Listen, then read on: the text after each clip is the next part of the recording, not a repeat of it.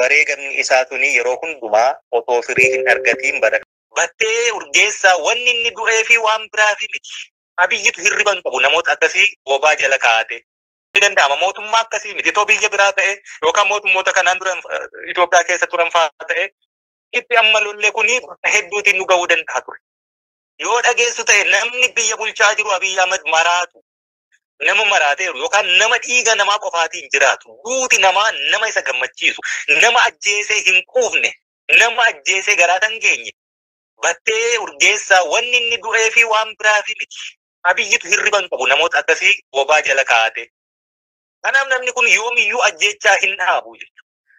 Taanzaaniyaa yeroo deemne beeka waan hedduu xumuruu gudduun kun ni danda'ama ture. Nama garuu yoo xumurtee yookaan dhuftee kiiloo 4 jedhamu keessatti na ajjeeste yookaan immoo harkaan na qabatte malee amma deemteetta anis rakkadheera kana caalaa duutiin gahaa gidduutti dhaabne sabaaf jecha lafa walqixa ta'e tokko irratti harka lamaan irraa gidduutti walitti deemne rakkoo furraa nama jedhu. Kanaaf wareegamni fiichitti kafalluyyuu baay'ee ulfaata wanni nuti argine kanaa jechuudha. Oromoon garuu hatayyuu fidadhaa xumuradhaa akkas ta'anuun jechuun jiru. Yoo harka kennanna ta'e malee araarri biyya kana keessatti nama har'a biyya harkaa qabu kana biratti ta'u tokko iyyuu hin jiru. Garaa kutadhaa yaa Oromoo.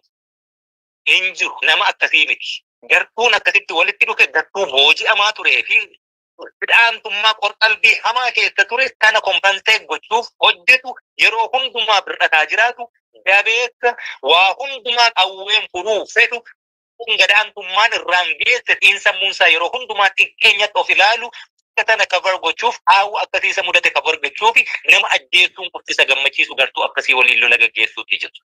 Gartuu akkanaa kana waliin araara buusuun illee ulfaata.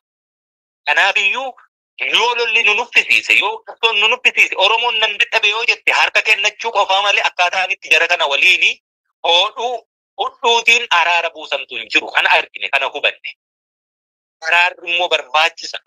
Barbaachisummaa isaafiyyuu immoo lubbuun yoo wareegamtu Oromoof ni taate taanaan haa wareegamtu jennee jaallan birreerraa wal mariifannee jaallan keenya warra diida jiru kanaan dura dubbii kana itti kennannee mootummittii kana waliin haa tura waliin mariihanneetu wareegamaa qopheessine wareegama barbaachisu kafallee Oromoof ni darba yoo ta'e wareegamuun afaan qawweetiin rasaasa qawwee keessaa baatee nama rukuttuun qofaa miti. Adeemsa kamiinuu akkuma har'a eebila 15 kana goonni guyyaa hedduu janni guyyaa hedduu ji'a kamuu bara kamuu yoo wareegamnillee irra ulfaattuun suni isii wareegama kuma kitilaa kana hambisuu fi jaarmiyaa tolchanii dhaaba itichanii qabdoo dhaalanii sirna itti godhanii warra deemaa ture tana warra siniigaatti dhumate warra amantii ganda kutaa nu hanqise Oromummaa Oromiyaaf jecha wareegame sana isiitu irra ulfaata hunda bakka buuti jennee isa yaadannu kana kas yoo taane soo karaa nagaa wanni jedhamu hin jiru hulaan sun cufatte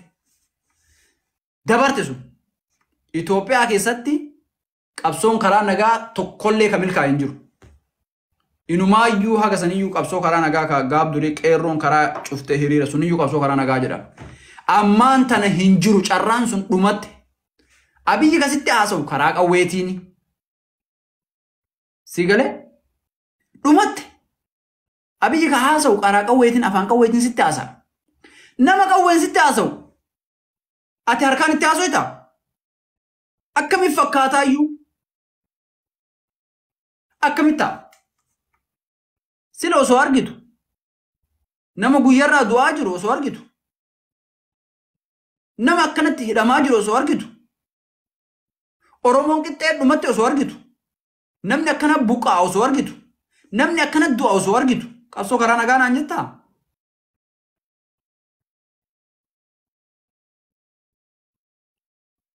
meerree warri qaroo qabsoo karaa nagaa qabsaa'u maal godhaa jiran maal dubbataa jiran waan qawwee harkaan qabnee fi miti kophaa isaa dorgomee mana hidhaatti waraana uummata mana hidhaa guuree warra silaa uummataaf qabsaa'u kophaa ofii mo'adheeraa yees jedheetiin hin ka dhufe Abiy Ahmed waan qawwee harkaa qabuu fi miti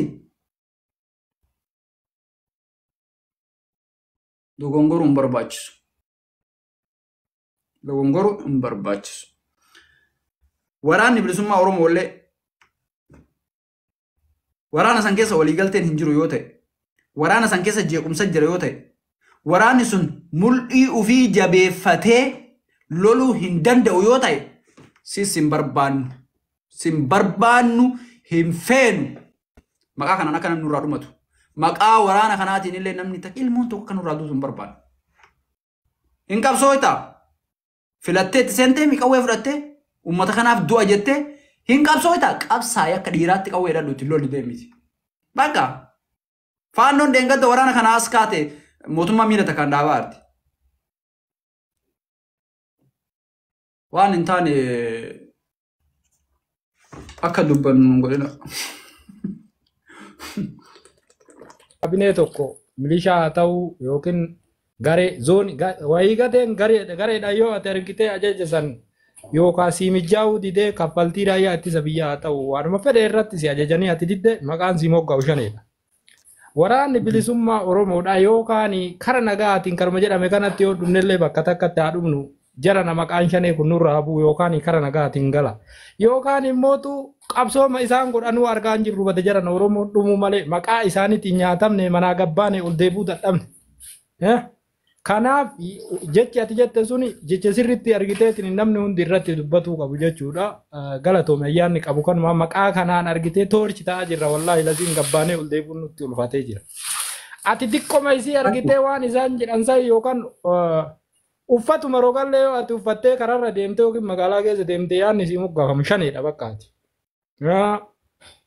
Fakkeenyaaf Amaarri amma Oromiyaa keessa jirtu magaalaalee keessatti alaabaa lumuutii jedhaa kan uffata irratti laxafatanii akka barbaadanitti deeman jechuudha Oromiyaa keessa.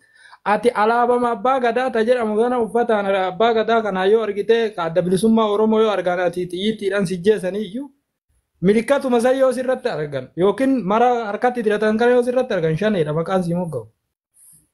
Jara kenna. Rabbi sodaadhati yoo argitee dhuguma Oromoof baatan waan Oromoof baataniinsa yookaan namni qabsoo bahe tokko yookaan wareegamu yookaan mootu argitee wareegamee dhalootaaf dabarsu. Kanaan alatti waan argitee waraanni numaa yoo amma dhiiseeti TikTok irraa as baheetiin utaalaa jira jechuudha. TikTok irraa argitee akka nama qabsootti hin jirre daansii oo. Nummootu maqaa isaaniitiin dhumaa jirra waan taateef Rabbi jedhaati argiteetiin guyyaarraa argitee kaduu kun hayyuudha isinitti haa dhagahamu.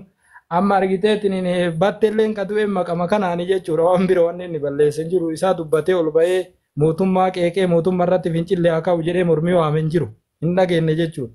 Maqama kanaanii namni hundinuu kan hidhamaa kan du'aatiin hin jirutti amma dhiyootan hidhaa bayan jechuudha yoo amma nama biyya keessa jiru. Waan barbaadan waa godhan amma lubbuu ebalu du'ee malee dhibameen dhagaan amma jechuudha. Mee amma firoomsaati dhuguma rabbiititti bara qabsoo wayyaaneedhaa san jechuudha. Daa'imni takka yoo duute bar galmeerra galtee lakkoofsa keessa oolti jechuudha. Har'a garuu namni du'e ebalu argiteetiin gabaa torbaan har'aatitti yoo argitee wal argitee torbaan yookaan 15 dhufutti bar ebaluun sun du'e yoo jedhan namni tokkochi hin dubbatu. Rabbi rahmata isaa godhulleen hin jirtu jechuudha. Innaa kanaaf yaada sanirratti jabaadhatii argiteetiin yoo waan nama dhagaan taate uummata kanaaf yoo waan baan taate yaada kanarratti haa jechan yookaan karaa nagaatiin galu. Gabrummaadha hin ta'in maqaan kun nurraa hafanatti fakkaata gaafsan. Dura wayyaaneedhaa jedhanii wayyaaneen biyyatti galtee jennaan amma namni maqaa wayyaan ittiin toorchisi godhu yookiin siidhuuf jiru maqaa sii kennu hin jiru. Maqaa shaneetiin jechuudha. Innaa kanaaf inni lammataa immoo amma asirratti wanni argiteetiin nan siidhaamuu barbaadu. Sabsabaa hin waaman fakkeenyaaf walgayii kana hin waamanii walgayii yoo waamanaatiin baataa achiin dhaayitaa shanee akkatti likkii galchinaa fedhu abbaa gadaa haa ta'u fedhu sheekaa haa ta'u jechuudha achi yoo dhaqe sodaa jaraatiif jechuudha sabsabaa keessatti akkana godhaa jedhe shaneen immoo halkanuma san dhuftee isa fuuti yoo ati achi dhaayitee waa'ee shanee odoon dubbatiin galtee immoo mootummaan siyaasaa keessa jirtee hidhatti si darba gara lachittuu akkatti lafee okkotee keessaa taa'aa jira namni jechuudha. Galatoomii asirratti naaf feeruu keetiif baay'ee si jaalannaa baay'ee si galatoomfannaa qeerroo kenna jabaadhu yeroo baay'ee si hordofu. Thank you, Habibi.